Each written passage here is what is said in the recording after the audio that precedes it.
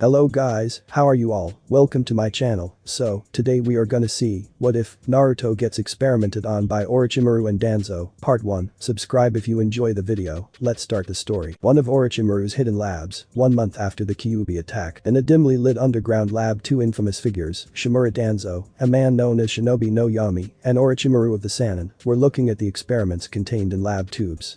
The Sandaime had sanctioned Orochimaru to do research on the Mokuton in the aftermath of the Kyuubi incident due to the rumored ability of Mokuton being able to subdue Bijuus. However, even before his teacher had ordered him to do so, Orochimaru was already studying the fascinating case of Mokuton with Danzo as his secret sponsor, and the older man was the reason why he had so many extra resources at his disposal. Hence currently he is showing the man a few of his projects to satisfy him, while keeping his other personal projects like Ito Tensei and Curse Seal of Heaven a secret. Gesturing at some of the lab tubes, he explained dispassionately, these few are an attempt to artificially create Kekkei Genkai by manipulating the genes based on samples from people with them. Danzo didn't show much reaction to those, so they walked further into a different room where instead of lab tubes, experiments were locked behind bars.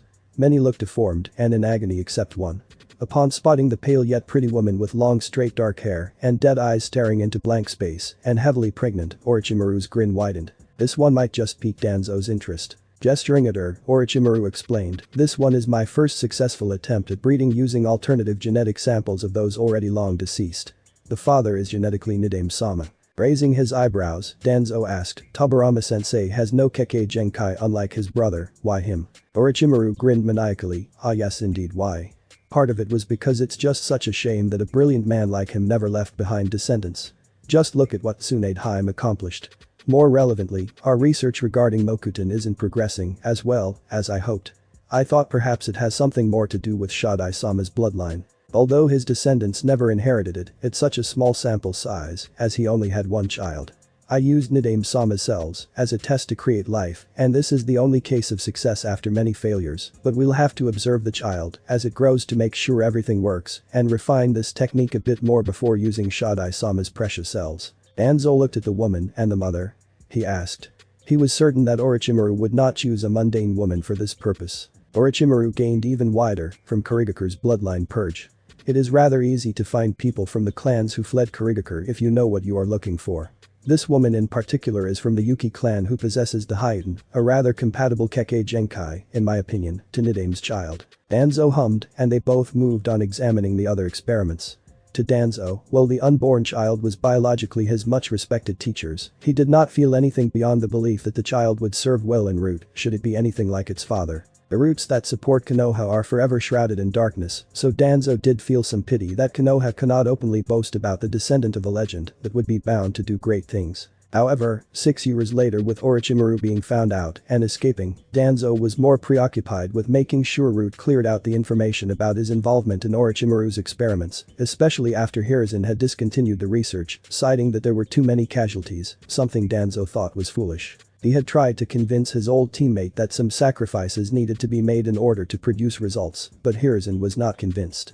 In addition, he had to make sure Orochimaru didn't leave the country or get apprehended by Hiruzen's Anbu for interrogation. By the time he remembered and sent Root out again to check for survivors for spoils, it was too late. 6 years later, a few hours after Sandaime confronted Orochimaru. In another world, most of the Anbu were sent to chase Orochimaru down, but in this world, Sandaime decided that even if they tracked him down, none would be able to apprehend him unless he himself pursued. However, he had already proven to be unable to strike down his former student when he confronted him earlier and gave Orochimaru the chance to flee. Instead, Sandaime had Anbu inspect the ruins of Orochimaru's labs that he destroyed before fleeing, which is why Kakashi's team are one of the many on the mission to gather information on Orochimaru's experiments, as well as on the lookout for any survivors.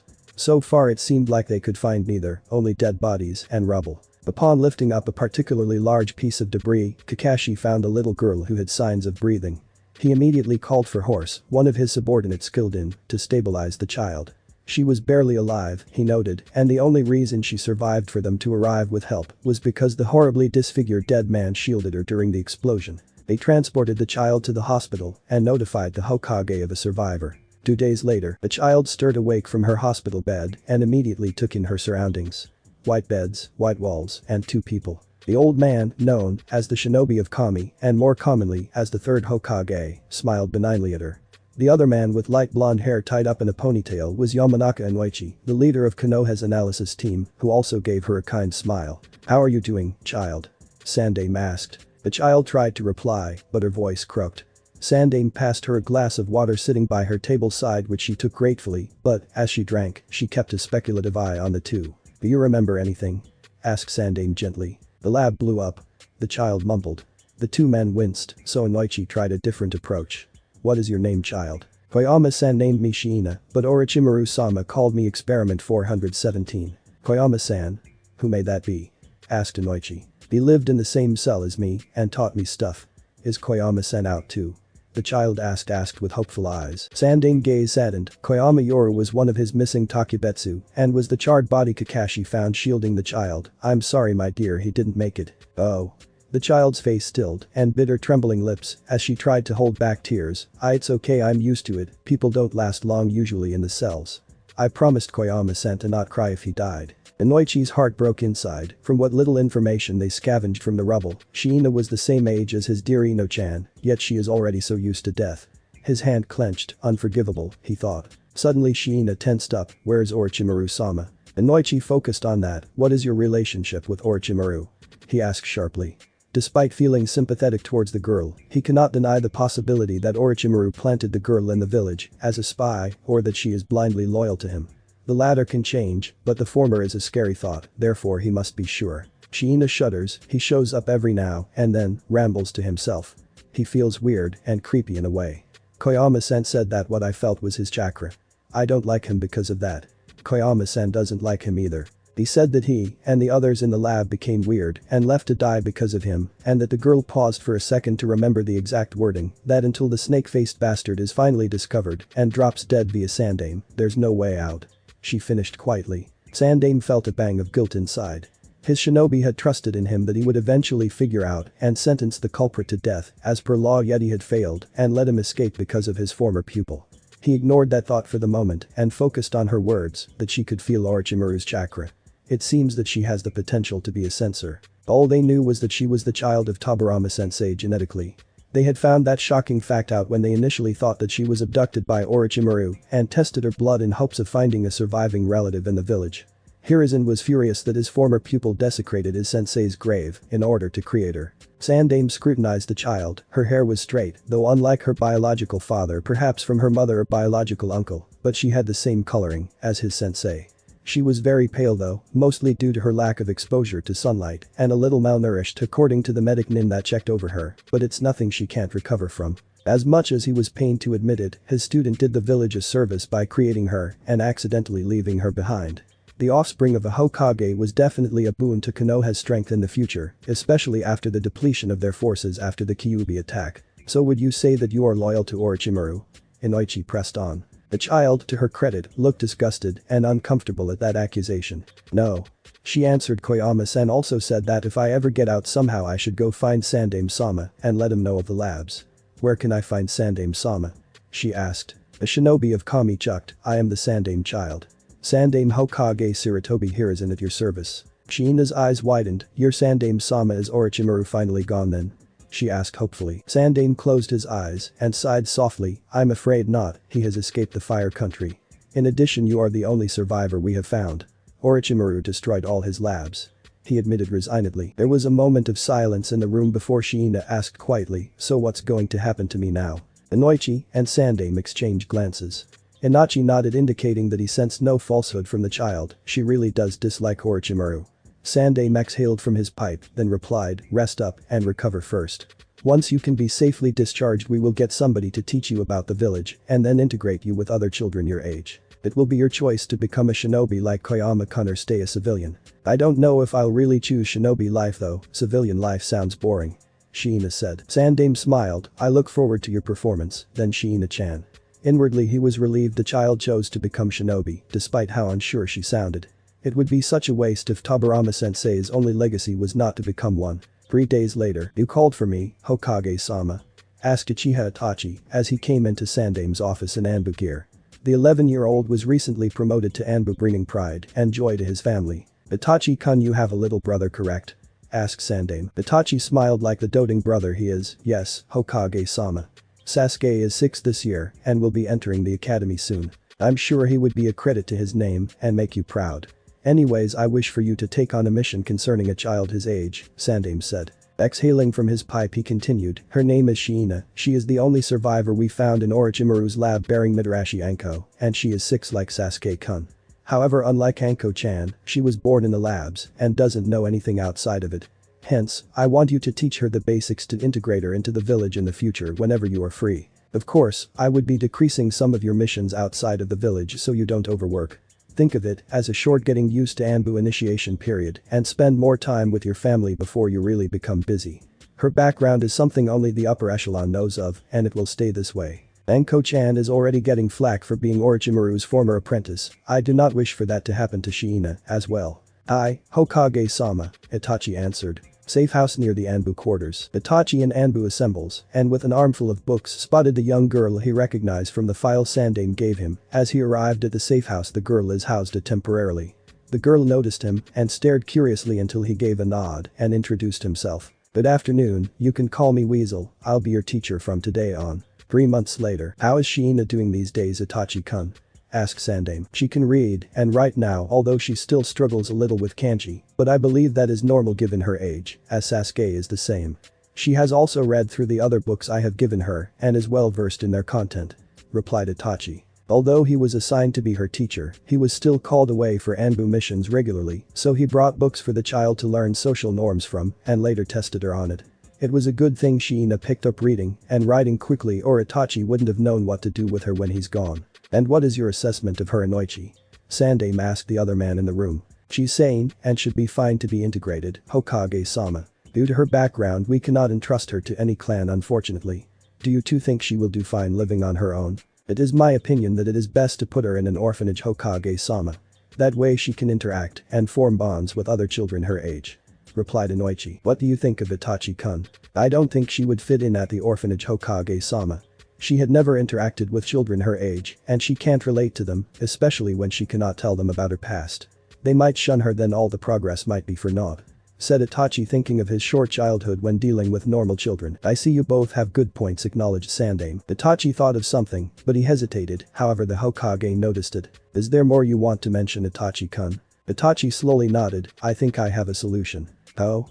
Do share your ideas, Sandaime encouraged. I think it might be best to let her live alone, but next to Uzumaki Naruto-kun. Sandaime raised an eyebrow, but gestured for him to continue. Naruto-kun doesn't have many if any friends due to his status as. I believe if we introduce Shiina to him and ask for him to take care of her, he would latch on and become friends with her, even if Shiina is awkward around him. He is anything but determined after all. Shiina does not have a bias against him, and even if she senses the malicious chakra of Kyuubi, she can tell the difference between it and Naruto-kun's own chakra. Naruto-kun's cheerfulness might bring her out of her shell more, as well as teaching her about living alone. Most importantly, they could both use a friend, Itachi concluded. Itachi will always have some affection for the blonde boy ever since his mother brought him along to check on the newborn after the Kyuubi attack. He vividly remembers Naruto's vibrant mother, and who was also his godmother. In her early stages of pregnancy, she would always come to his house and gossip with his then heavily pregnant mother. Then the sheepish Yondaime would come pick up his wife after work, looking tired from the paperwork yet beaming due to his imminent fatherhood. Perhaps he would have been another little brother for him to dote on openly, given their mother's closeness, had the Kyuubi attack not. Due to the suspicions of the Uchiha clan controlling that night, the Uchiha members were ordered by his father, the clan leader, to avoid the boy as best they could to avoid political drama. Therefore his mother, despite her status as his godmother, could not take him in, though he doubts Sandaime would have let any clan take in and can only look after him from afar. Itachi frequently drops off bento his mother has made and dango he purchased secretly at Naruto's apartment. He had seen the boy ostracized by other children and wished he could tell Sasuke to befriend the boy, but his father's orders were in the way. Shiina, on the other hand, has recently become the little sister he never had. She was quiet, intelligent, enjoyed books, dango, and tea, probably all due to his influence. Her eyes always sparkled the same way Sasuke's does whenever she sees that he has come to visit. It is why Itachi wants the best for both of them. And what do you think about that proposal, Inoichi? It's worth a try, Inoichi replied. It is decided then. It's a good thing the apartment next to Naruto is empty. Sandaime chuckled mirthlessly, knowing well the reason why. 2 days later at Naruto's apartment complex. Knock knock, Naruto-kun, can I come in? Jai-chan. Naruto exclaimed, are you here to finally give up your hat to me? Sandame chuckled, I think I can keep it warm for you for a few more years. Here's your monthly allowance. Also, can I ask you to do something? Oh, is it a mission? What is it? Rescuing a princess. Fighting off bad ninja. The boy asked excitedly. Nothing of that sort is my boy. You aren't even a ninja yet. Sandame gestured at the young girl hiding behind him that Naruto just now noticed. This is Shiina-chan, she will be your next door neighbor from now on. She has no family either, so I hope you can take care of her. Can I rely on the future Hokage to do an easy job like that? Sandame baited him. Of course I can be an old man. Just leave it to me, Naruto shouted back. But good. I will take my leave then, paperwork sadly awaits no one. I do hope you two become good friends. The old man said as he bid goodbye to the two children. Shiina and Naruto just stared at each other awkwardly, neither had much experience in making friends, so Naruto decided to take the initiative and asked her, so your name is Shiina? I'm Uzumaki Naruto, future Hokage. My name is Shiina. Shiina paused as she remembered she now had a surname that the Hokage had her use for now. Since there isn't any senju left in the village, and a big name like that is bound to attract negative attention from other countries, especially since she isn't strong enough to protect herself, she is to use Koyama-san's surname until she reaches Chunin at least. Koyama Shiina. It's nice to meet you. Hokage-sama told me a lot about you. Haha, all good things about how awesome I am, I bet. Boasted Naruto, then his stomach growled and he blushed. I was just about to get some Ichiraku ramen before Jiji came. You wanna come too? Ichiraku ramen? What's that? Shiina asked, tilting her head slightly. Naruto was horrified. What kind of rock have you been living under? Ramen is the food of the gods, and Ichiraku ramen is the best ramen place ever. Plus Akin and AM Nisan are super nice. That does it, you're definitely coming with me. Ichiraku ramen. Akin? I'm here again. Can I get my usual extra large miso with extra? Naruto shouted, coming right up. Tucci yelled back. Oh hey Naruto, you're back again, greeted AM, and who is this? My name is Shiina, it's nice to meet you. My, aren't you a polite one? I sure hope Naruto can be more like you in that aspect. Smiled AM. She's never been here before. Never even had ramen too. Exclaimed Naruto. That won't do, missy. You gotta have some ramen. Since you're a friend of Naruto's, your very first bowl of ramen will be in the house. So what would you like, missy? Asked Tucci. I don't really know, stammered Shiina, taken aback by the friendliness, especially considering her only companions previously were the sarcastic but soft inside Koyama-san and the stoic, polite, and extremely kind Weasel, also known as Uchiha Itachi. Weasel had told her his name the last day they met at the safe house and told her if she ran into any trouble she could go to him. How about you try the tonkatsu ramen? Ask AM, it's the most popular one. I'll have that then. Thank you so much. Shiina replied. Hey, you would definitely fall in love with it. Ichiraku is the best after all. Exclaimed Naruto. Well said, Naruto. Claimed Tucci as he set down Naruto's huge bowl of ramen in front of him and the boy dug in immediately. It does smell really nice. Shiina admitted as she watched with undisguised fascination at how Naruto is chomping down on that ramen. Where does it all go, she wondered. Here you go too, young lady, dig in. Said Tucci as he set Shiina's bowl down in front of her. Itadakimasu. Shiina blew on the noodles and ate it with some broth. It's really good like you said, Naruto. She exclaimed, her eyes were literally sparkling. In the background, Tucci and AM high-fived. They had successfully converted another one. Uchiha-sama after Naruto and Shiina both finished Shiina finished one while Naruto finished 3. They paid and left as AM waved them goodbye. On the short walk back to their apartments, Shiina noticed that unlike AM and Tucci, who were extremely friendly, many of the other villagers they passed by shuffled out of Naruto's path. Some gave him the stink eye and others whispered words Shiina couldn't quite hear. Weird, she thought. Then she looked at Naruto from the corner of her eye. The boy definitely noticed what's going on, and this was likely not the first time he had gotten such a reaction, but he held his head up high. She decided to not ask him about it because the book said that it's rude to ask about a person's past, especially if they don't speak of it. He has been kind to her all day today, and his chakra is bright and warm, nothing like a bad person. If anyone deserves this kind of treatment, it would be a monster like Orochimaru, Shiina thought darkly. The Naruto, normally the reaction of the villagers would depress him, but today, he's got somebody that is willing to walk next to him despite all of this. A feeling of happiness gurgled within him. Is this what having a friend feels like? Eventually, when they made it back to their apartment complex, Shiina spoke up. Naruto? She asked. Naruto's heart sank as he panickedly thought, oh shit, she's gonna ask why, and she's not going to believe me when I say I don't know either. Uchi-san and AM-san are really nice. She said conversationally. Huh? Oh yeah, they really are. When I first met them, they waved me over and gave me a free bowl of ramen too. They told me I was welcome to come back anytime, so I did. It's like on my way of saying thanks, I guess, for being so awesome, but of course the fact that the ramen is so good also has me going there so often too. Naruto rambled. He remembered that rainy day when he was walking around the village without an umbrella. He smelled the delicious smell of ramen, so he went to check it out, but when Tucci waved at him to come in, he got scared that he would be like the other villagers and usher him out once he realized who he was. But then his stomach growled and he decided to take the chance. It was the best decision he made in his life. Tucci and AM welcomed him warmly, waved off his first bowl of ramen, and told him to come back anytime. AM Neeson even lent him her extra umbrella and told him to get back safely. He cried that day, though he would forever deny this till his death and claim that it was the rain if anyone asked. Saying thanks, Hashina mumbled. Is it normal to thank people with things and action? She asked. I would say yeah, cause I mean they did help you out of the goodness of their hearts. Said Naruto, thinking about Tucci and AM. I saw Naruto. Can you show me to a place that sells dango tomorrow and the way to the Uchiha clan district? Said Shiina, making up her mind. Huh? Why would you want to go to the Uchiha district? They are super stuffy. Asked Naruto. And they avoid me like the plague unless they have to, he thought. To thank someone? Was Shiina's answer. Outside the Uchiha district in the outskirts of Konoha. Carrying the box of dango in her arms, Shiina gazed at the Uchiha district from the bushes. Bright Uchiha fans were painted along the walls, and the whole place gives off a traditional feel. Why were they in bushes? Because after Naruto realized that the person she wanted to thank was Uchiha Itachi, a genius that even he has heard of, he decided they were going to sneak in like real ninjas. How Naruto knew how to sneak into Shiina did not know and probably didn't want to know, but it seemed interesting, so she went along with it. It seemed like they were in a practice ground, judging by target boards hanging from several trees.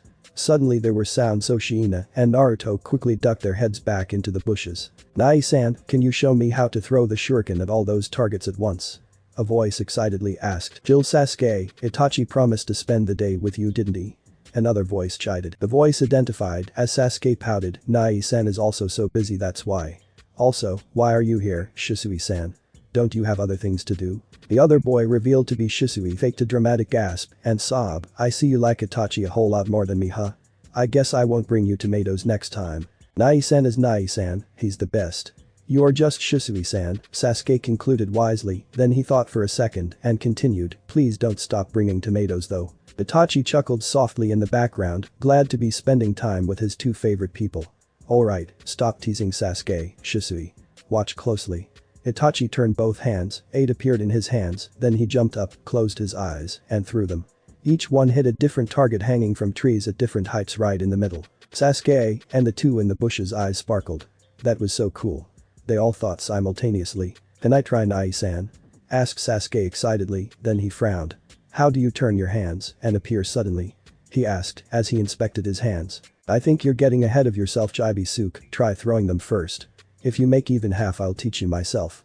Said Shisui cheerfully. But I want Nai-san to teach me and not call me Chibi-suke. Replied Sasuke pouting. I actually taught Itachi this many years ago. Said Shisui. But Nai-san is a genius, he can probably do it better now and teach it better. But you do know they call me a genius of Uchiha too, right? Itachi smiled fondly at the two arguing. Why don't you have a go, Sasuke? He said, finally stopping the argument. I'll show you, Shisui-san. Said Sasuke as he took out 8 as well, jumped up and threw them. 4 of them hit the outer edge of the target, another 3 missed, while the last one went straight for the bushes Shiina and Naruto were in and would have hit them had they not dive out of the way quickly with their reflexes. Shiina let out a breath thinking how close that was. She didn't want to die so young, yet not after just being freed, while Naruto suddenly jumped from the bushes in rage before Shiina could stop him and yelled at Sasuke, what the heck was that terrible kunai throwing skills? You almost killed me and Shiina. This is awkward. Is this what they call a Fasipum moment? Thought Shiina as she got out of the bushes as well, since there was no point in hiding if Naruto revealed her. She observed the Uchihas there. Sasuke was wide-eyed and bewildered by the appearance of the two, while Itachi looked as stoic as ever and Shisui looked at them curiously, probably wondering what the heck they were doing at the private Uchiha training grounds. No one knew nor expected at that time that this fateful moment of encounter of the three would mark the start of something. Extra 1. After the hospital. After being released from the hospital, Shiina was situated at one of the Anbu safe houses, with someone bringing food and pills prescribed by Iryonin, and orders of being outside in the sun at least a few hours every day. Everything was so new to her, the blue sky, the fluffy clouds, and the bright sun.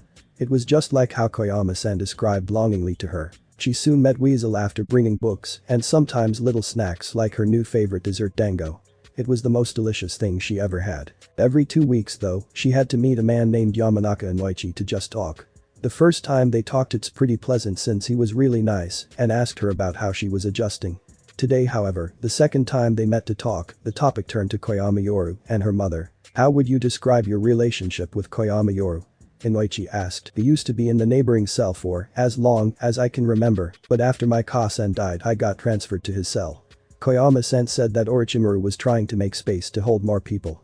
He told me stories and taught me things. What did he teach you? How to read and write.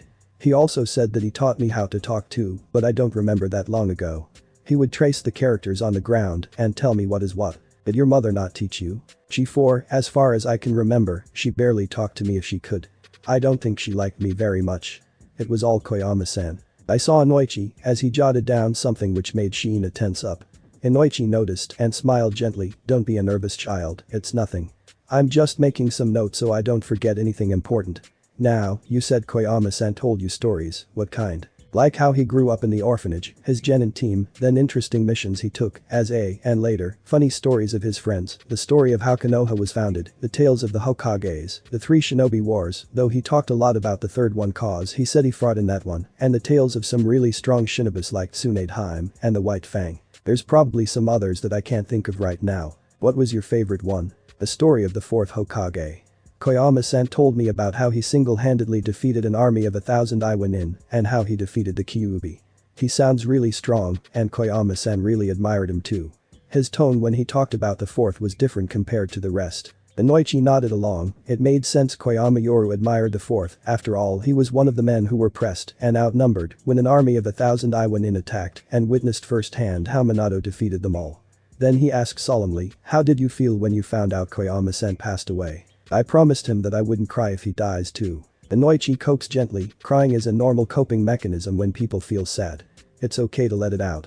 You are just a child, you are allowed to cry, even grown men cry sometimes. Shiina remained quiet not knowing what to say and looked down at her fingers which she fiddled mindlessly. Inoichi could tell he wasn't getting through to her, nor had she moved on from Koyama's death. It wasn't obvious, but he could tell from the way she looked aimless, lost all the time, and no real will to live, as if there's no difference between living and dead. It was understandable, Koyama was her whole world just weeks ago and sacrificed his life to save her. He tried another approach. The funeral proceeding for the victims of Orochimaru had already happened before you woke up. Why don't you take some time to visit his grave then? You can ask the Anbu to take you there. Funeral? Grave? What are those? Asked Shiina curiously. Funerals are where people say goodbye to their loved ones and then their bodies get buried. A grave is where their bodies or ashes are buried and when you miss them you can visit their grave and talk to them. Answered Inoichi. But people who are dead can't talk back though. Inoichi smiled sadly. That's true, but some people find comfort in talking to them though, even if it's just to let them know how they've been doing, what's going on in their lives, and stuff. An image of a certain white-haired scarecrow flashed through Inoichi's mind. The therapy session ended like that in a solemn mood. Anbu safe house. After coming back from the session with Inoichi, his words were swimming inside Shiina's head. So when she saw Weasel again, she asked him if he could take her to Koyama's grave. Weasel nodded and said he would take her there tomorrow once he finds out where his grave is. Like Weasel promised, the next morning he took Shiina who had an armful of a bouquet of pink and white carnations to the outskirts of Konoha, where neat rows of graves were located. The flower shop Inoichi's wife operated made her the bouquet after she explained what she wanted flowers for. White carnations for remembrance and pink carnations for gratitude, Inoichi's wife had explained. Shiina took a peek at the date carved on the tombstones as she walked by. Many had October 10th 6 years ago carved. These are probably victims of the Kyuubi incident Koyama-san talked about before, Shiina thought to herself. Then after some more walking they stopped in front of a certain grey tombstone. After setting down the flowers, Shiina ran her hand on the smooth marble and traced the carved name that spelled Koyama Yoru, his birthday that Shiina hadn't known of before, and the day the lab exploded. It felt surreal that Koyama-san was gone and buried underneath here. It didn't feel real that he's gone, but knowing that he's buried underneath here he's really gone, isn't he? I can't see him anymore or hear his voice ever again. He won't tell me stories anymore, he won't rant about Orochimaru anymore, he can't do anything anymore. All because he tried to shield me from the explosions and save me. Stupid Koyama-san, why didn't you save yourself? You wanted to be free so badly, you had people waiting for you. At this point, tears already started to fall, so Shiina tried to hastily wipe them off. I can't cry. I promised I won't cry. No Weasel D. Do you think I'm being silly, crying uncontrollably like this? I once met Orochimaru when I was young. Replied Weasel calmly. It was right after the Third Shinobi War ended at the state funeral for all those who have fallen. I remember that he told me that grieving for the dead is meaningless and that there is no meaning to life unless in the case where life is eternal. Shiina stared at him, not expecting he would start like that. Weasel continued, however, I believe he is wrong. Nobody wants to die, that I know for sure, but then why do shinobi fight for their country and risk their life? He paused, then continued, the answer is to protect their home, their loved ones and friends, even if it meant that they might die for it. That is their meaning to their life, the life of a shinobi, and what Konoha calls the will of the fire. Koyama-sen had embodied that up to the very end. I believe that we won't know what kind of people we truly are until the moment before our deaths. As death comes to embrace you, you will realize what you are. In his last moments, Koyama-sen decided that your life was worth it and something he must protect.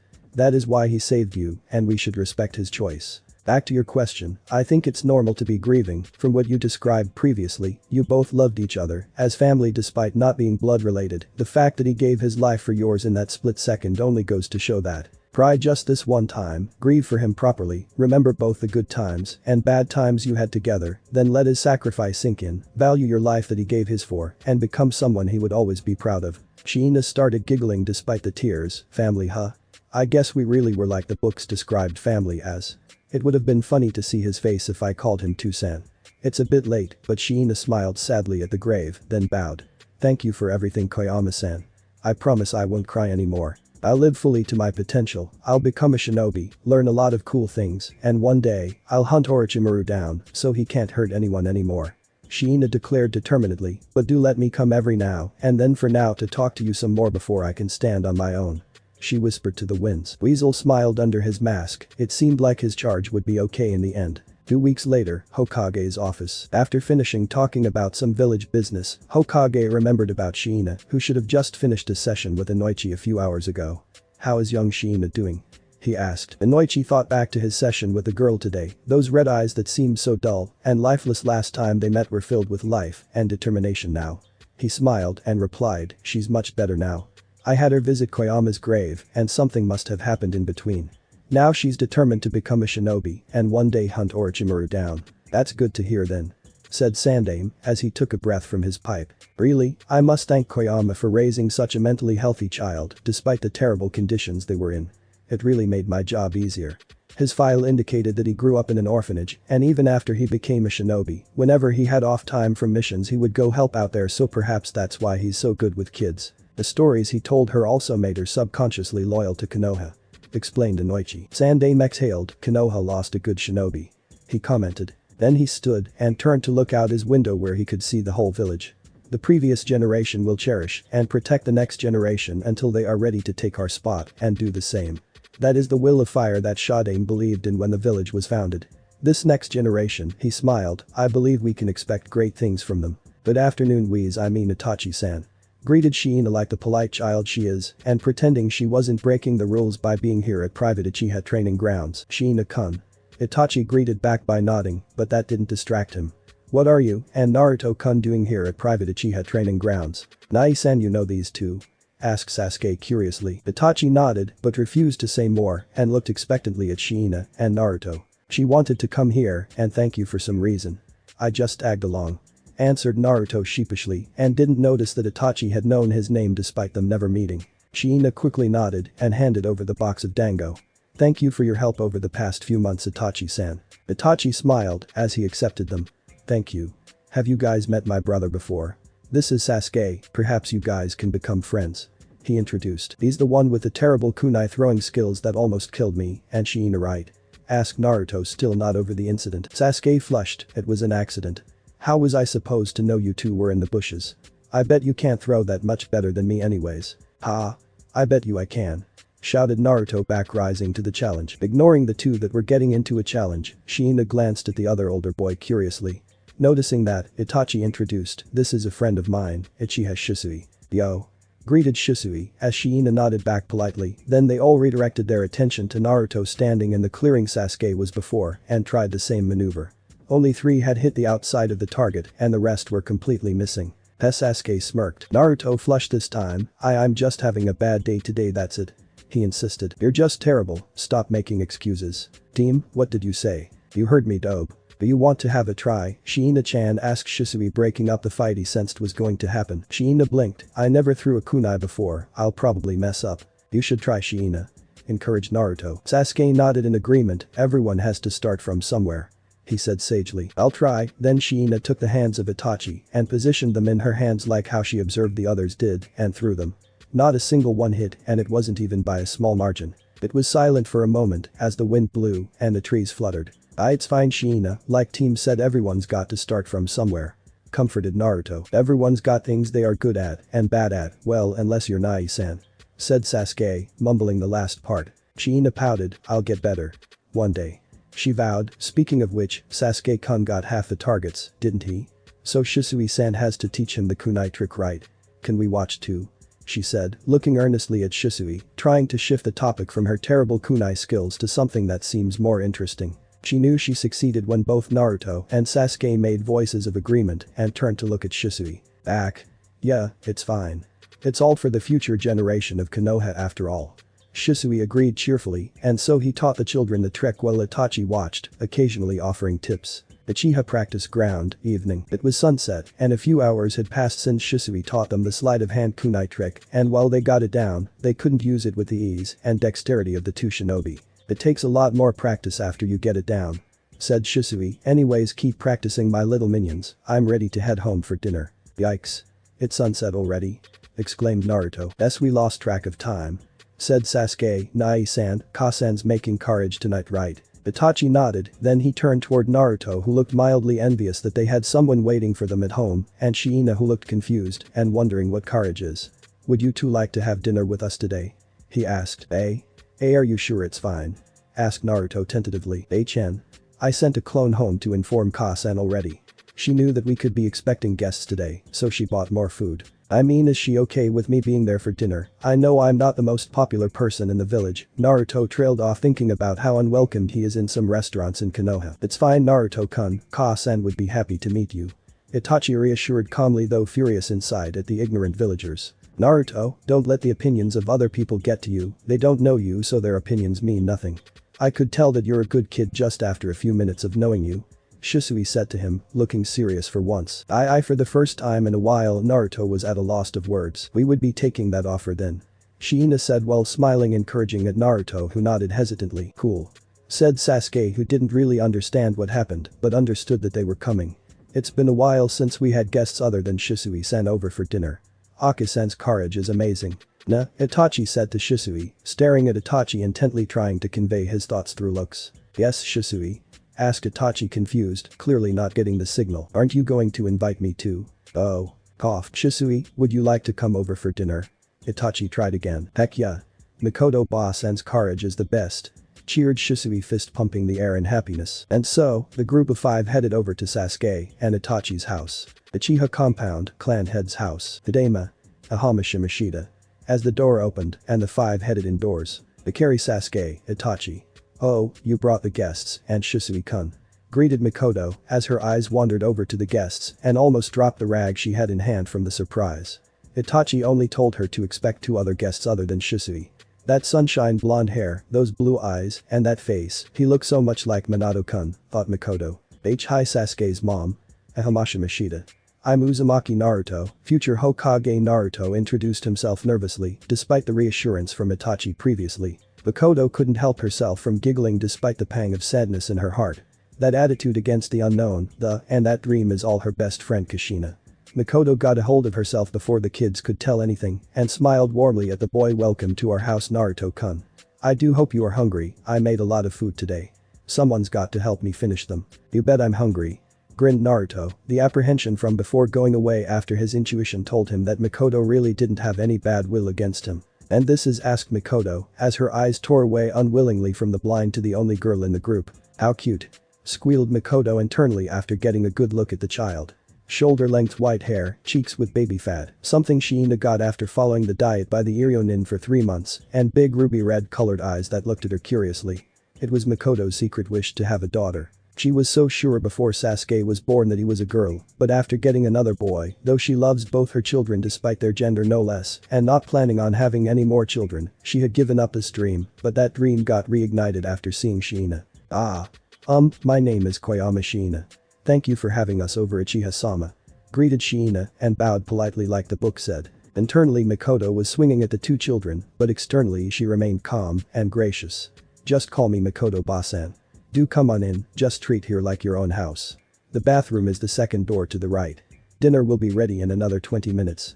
Sasuke, can you show them the dining room? Hi. Uchiha compound, clan head's house dining room. Uchiha Fugaku had arrived home during the 20 minutes, but after greeting his children, Shisui, and the guests stoically, he didn't say anything else and ate silently.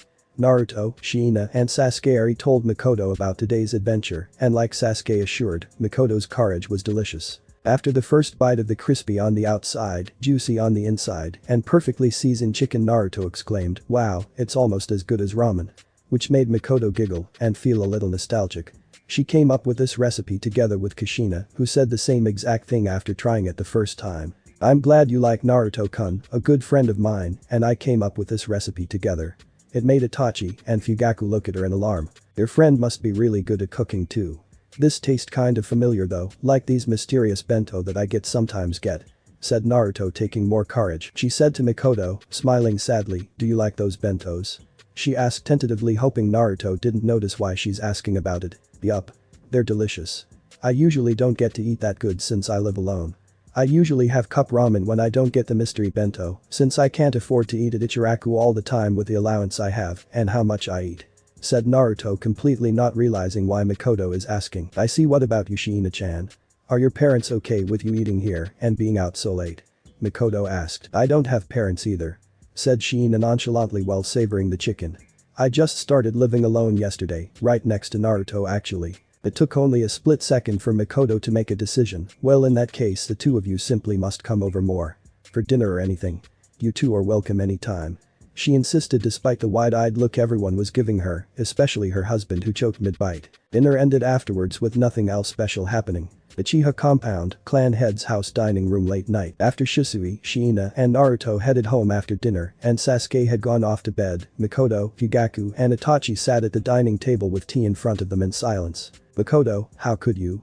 asked Fugaku, breaking the silence. "You know our clan is already in hot water regarding the rumors of us controlling Kyuubi 6 years ago.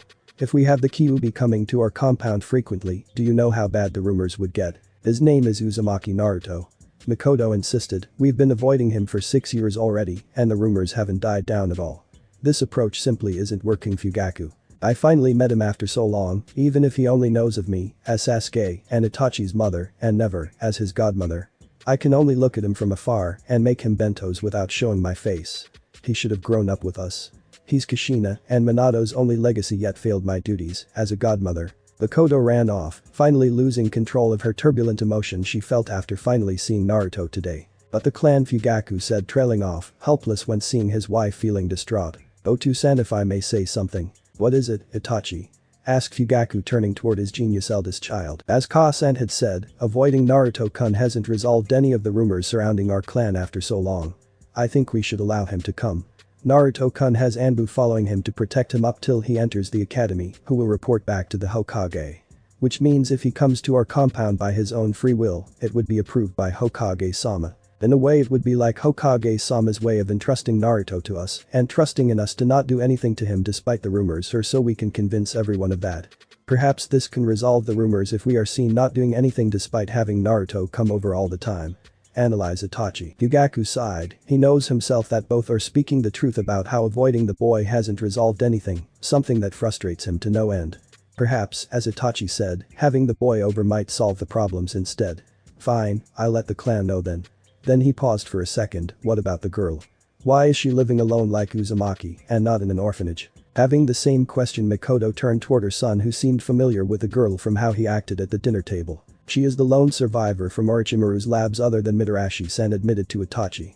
"His parents are part of the upper echelon who have the clearance to know of this, so there's no point in hiding it. Hokage-sama assigned me to teach her about the world whenever I had time, which is why she is familiar with me." Mikoto gasped, "That poor child." Fugaku's eyes darkened. While no experienced shinobi have their hands clean, those that hurt children for their own selfish reason are a special kind of filth in his eyes. Both knew that there was a survivor out there in their village, but they didn't care enough to know of her identity, nor imagine her to be so young. They could only imagine what she went through in the labs of that madman. All three retired for the night in a solemn mood. 3 days later at Uchiha compound entrance, evening. Naruto and Shiina were once again hiding in a bush staring at the gates to the Uchiha.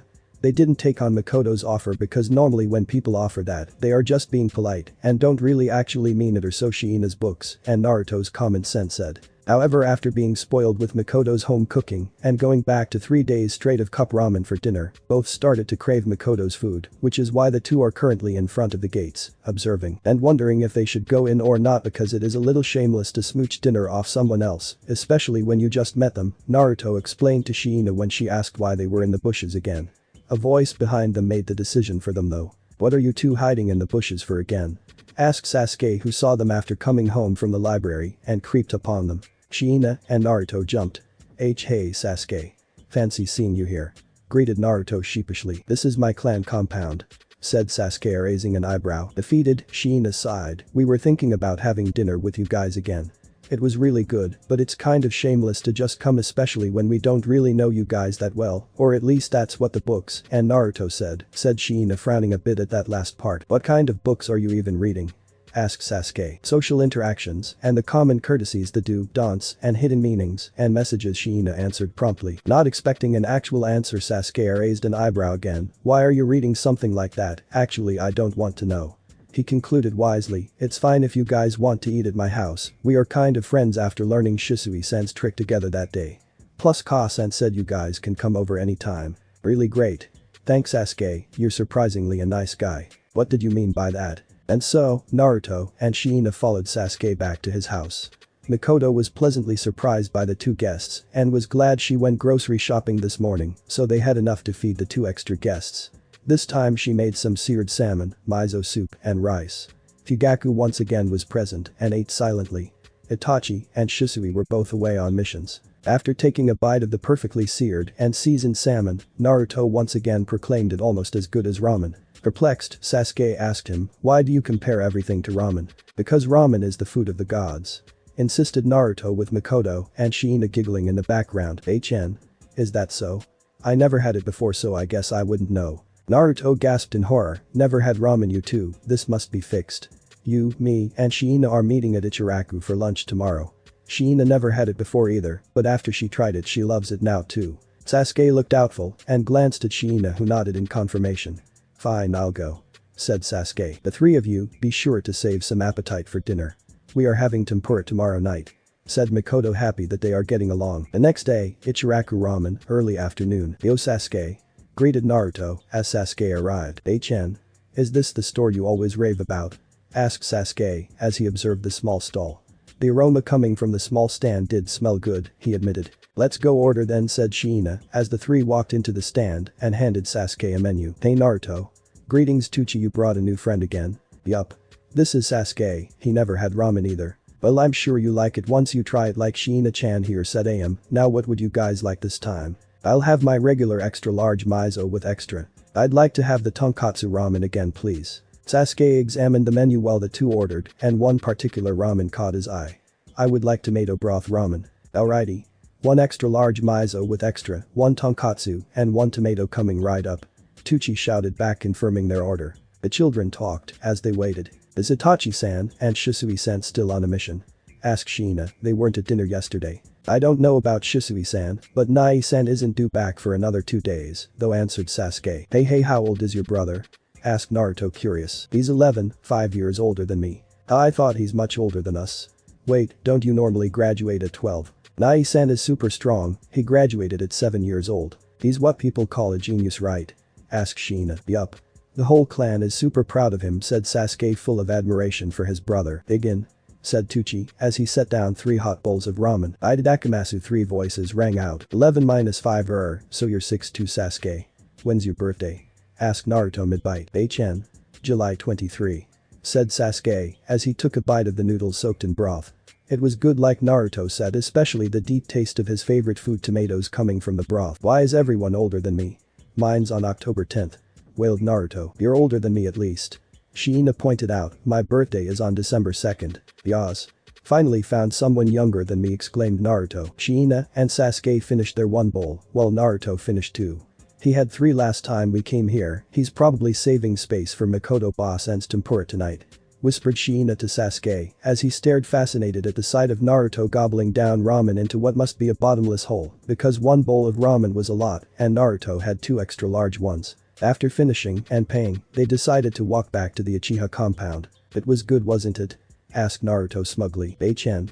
I really like the broth. Sasuke admitted. Then he noticed the villagers moving out of the way and glaring at Naruto. Hey, what did you do? Why is everyone glaring at you? Sasuke asked. Naruto froze, he had gotten used to Shiina not caring about the villagers that he forgot about Sasuke, so he answered honestly, I really don't know. They've been like this for as long as I can remember. Shiina stared intently at Sasuke's onyx eyes and asked seriously, what do you think about Naruto after seeing the reactions of the villagers? Do you think he's a bad person like them too? Naruto didn't think Shiina would ask something like that, but at the same time, despite the feeling of dread at possibly hearing something he wouldn't like and losing a new friend, he wanted to know deep inside. Bei-chen. Nai-san and Ka-san wouldn't let me and encourage me to make friends with someone bad, so you can't be a bad person. Plus from what I've seen, you're just a regular, maybe a bit dumb kid who loves ramen and sucks at it. Sasuke concluded, smirking at the last part. Thinking back to the first day they met and Shisui's words that he didn't get then but did now, he added like Shisui-san said, they don't know you so their opinions mean nothing. Sasuke Naruto trailed off not knowing what to say, half insulted half moved. Well, it's good that we established it then. Said Shiina happily as she linked arms with both of them. Sasuke didn't know at that time, but this was the moment that cemented their friendship, making it last through everything the future would throw at them. That night, they had Mikoto's tempura for dinner and worked out a schedule of dinner at the Uchihas every 3 days. The next day and then onwards, Naruto and Shiina can be frequently found at the Uchiha compound, playing or training with Sasuke. One day they ran into Shisui during his break between missions, or rather Shiina sensed his chakra which she memorized after meeting him that day. Naruto and Sasuke were in the middle of teaching Shiina and practicing themselves how to throw, so Shisui thought it would be fun to show off how to make a Konoha symbol using any weapon really. Naturally, the kids thought it was really cool and hounded him to show it again and teach them how to do it too. That set the precedent of whenever the kids could catch Shisui in the village, they would hound him to teach them some new technique or tell them stories of some interesting missions he had taken in the past. The second time they found him, Shisui taught them the simplest chakra controlling technique in the books, the leaf concentration, where they have to concentrate chakra to their forehead to get a leaf to stick there. Shiina and Sasuke figured it out quickly, but Naruto struggled for a bit, but eventually he got it down after another day. Eventually they started adding more leaves like Shisui explained. The next time Itachi came back from a mission and had free time to spend with him, the 3 proudly showed off their successful attempt at leaf concentration with multiple leaves. While Itachi smiled and laughed slightly at how silly they looked with leaves all over their face, it also led to a talk between Shisui and Itachi. Extra 2. Tuchi's point of view. My name is Tuchi Ichiraku, I am a ramen chef and the proud owner of my own little ramen stand Ichiraku Ramen which I operate with my daughter Ayam. I served the people of Konoha Ramen for more than 20 years, earning many loyal customers over the years. The most loyal one though would have to be young Uzumaki Naruto. The other villagers fear and hate him because they are reminded of the terror of Kyuubi that terrible night, or the pain of losing their loved ones like my dear wife who perished that night, or simply dominated by the fear that the Kyuubi would be let loose again and not wanting to be anywhere near that when it happens. But whenever I see him, all I can think of is that small starving boy in the rain with eyes of distrust that shouldn't be on any child. I am just a ramen chef so all I can do is offer the boy ramen. The way his eyes shined with happiness reminded me of another loyal patron that is now gone, Uzumaki Kushina. She used to come here a lot with the 4th Hokage before he was even Hokage for dates. It doesn't take a genius to put together Uzumaki Naruto's name, coloring, and the way he eats ramen to figure out his parentage. When Naruto tells me his dreams of becoming the Hokage, the resemblance gets even stronger. These villagers will surely regret one day for treating him like this. His name is Uzumaki Naruto, he is not the Kyuubi, he sacrificed more than anyone during that terrible night, losing his parents and gaining such a burden that no one thanked him for. He is a hero, someone I believe I will look up and see carved on the Hokage monument someday. Recently though, Naruto's been much happier whenever I see him. It started when he started to bring friends over to eat. Little Shiina-chan, such a polite child, she would be a good influence on Naruto. Sasuke-kun, he looks very much like his mother Uchiha Mikoto if I am not mistaken. Seeing Naruto and Sasuke both eating ramen here reminds of those days Kushina-san used to drag Mikoto-san here to eat. I hardly see Mikoto-san anymore, though it's understandable. After Kushina-san died, this place must have held too many memories of her best friend. Those rumors about the Uchiha clan orchestrating the Kyuubi attack are simply inconceivable. Was everyone blind to have not seen that devastated look on Mikoto-san's face all week after she found out about Kushina and her husband's death? How could she or her clan have possibly caused it, not when even they suffered some casualty however small it was compared to the other clans? However, I am just a ramen chef, making ramen is my job, I cannot change the perspective of the masses, one is powerless in front of the rest. Seeing Naruto grow up and happier each day in the stead of Kushina-san and Minato-san and enjoying ramen is enough. Thanks for watching my video, leave a like if you enjoyed my video and also do consider subscribing to my channel for more awesome content. See you next time, till then sayonara.